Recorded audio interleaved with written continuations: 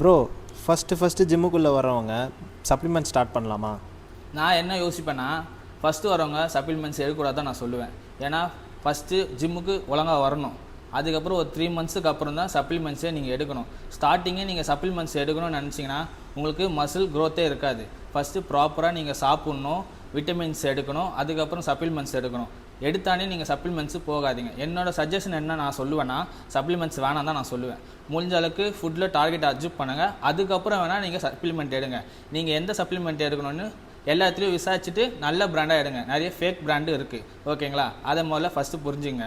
அதுக்கப்புறம் நீங்கள் கரெக்டாக ப்ராப்பராக ஒர்க் அவுட் பண்ணிவிட்டு vitamins, fish oil, multi vitamin எதாக இருந்தாலும் சரி, ஓகேங்களா, ப்ராப்பராக சாப்பிடுங்க.